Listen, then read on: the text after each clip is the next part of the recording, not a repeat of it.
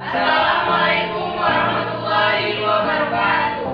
Kami dari kelompok 3, konsep dasar keperawatan akan menjelaskan materi tentang paradigma keperawatan. Di sini perkenalkan, nama saya Akbar Fatina Saputra, NPM F0H0200073.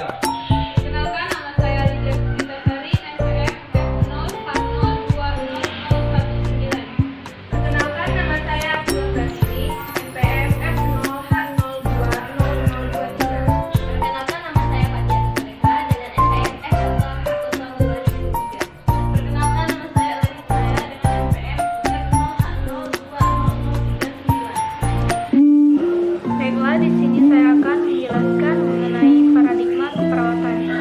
Pengertian dari paradigma keperawatan adalah pola pikir dalam memahami dan menjelaskan suatu aspek di setiap kenyataan.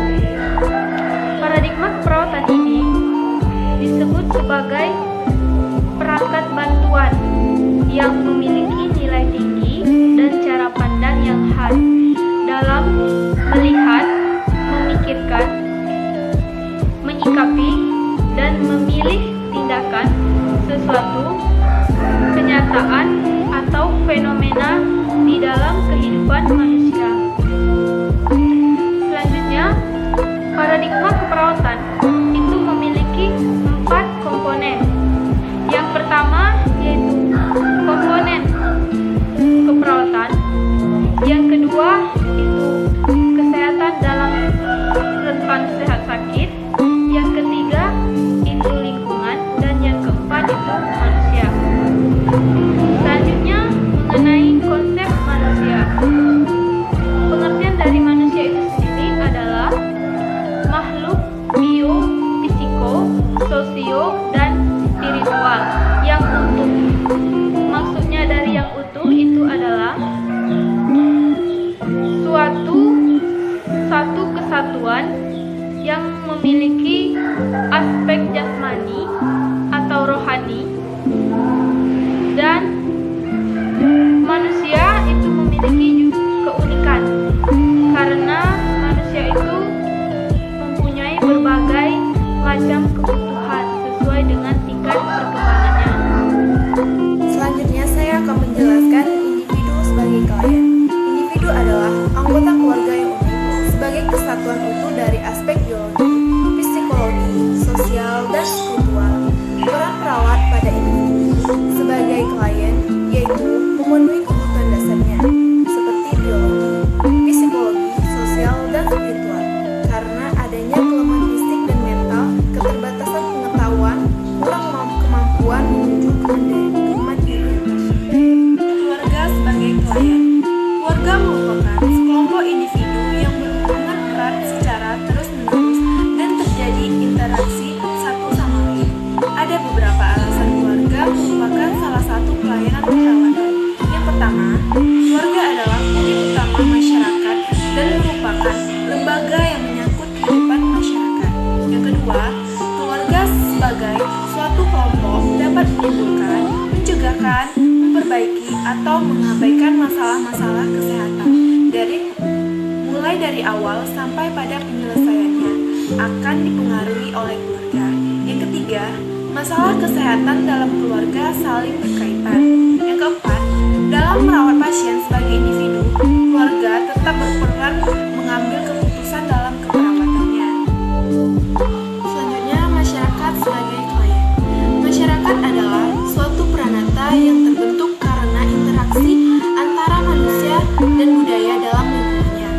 Bersifat dinamis dan terdiri dari individu, keluarga, kelompok, dan komunitas yang mempunyai tujuan dan norma sebagai sistem nilai.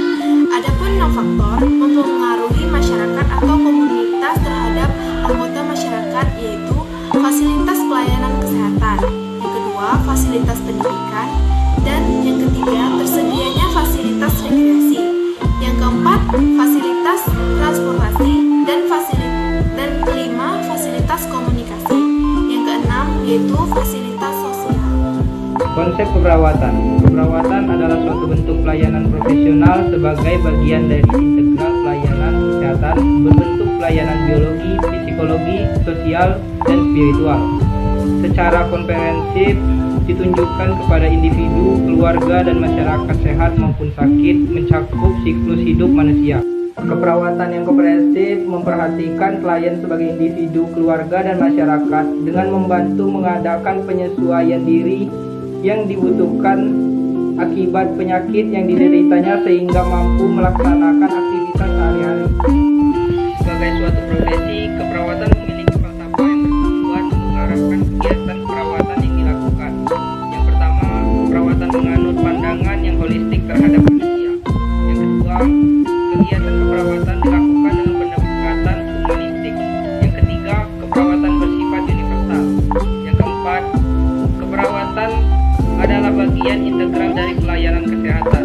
Dan yang kelima, keperawatan menganggap klien sebagai partner aktif.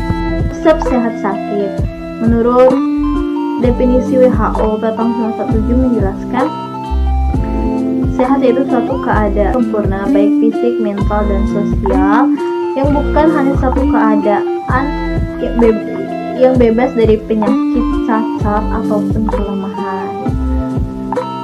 Jadi penyakit sehat sakit mengandung 3 karakteristik. Yang pertama, merefleksikan diri pada individu sebagai manusia. 2, memandang sehat dalam keadaan internal dan eksternal. Sehat bukan merupakan suatu keadaan kondisi tetap untuk menyesuaikan, bukan merupakan suatu keadaan proses, yaitu proses adaptasi individu yang tidak hanya terhadap mereka, tapi terhadap lingkungan sosial. Definisi sehat sakit menurut Funder pada tahun 1982 menjelaskan, yaitu sehat aktualisasi atau keperawatan diri yang diperoleh individu untuk melakukan hubungan dengan orang lain, perilaku yang sesuai dengan tujuan keperawatan dari kompetensi sebagai penyesuaian diri untuk mempertahankan stabilitas dan integritas diri.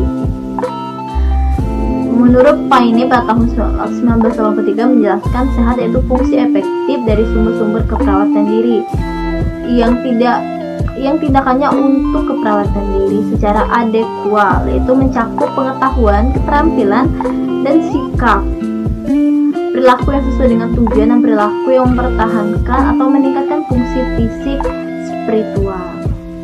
Menurut Bauman 1965, seseorang dinyatakan sakit apabila memiliki 3 kriteria sebagai berikut. Yang pertama, adanya gejala seperti naiknya temperatur dan juga adanya rasa nyeri.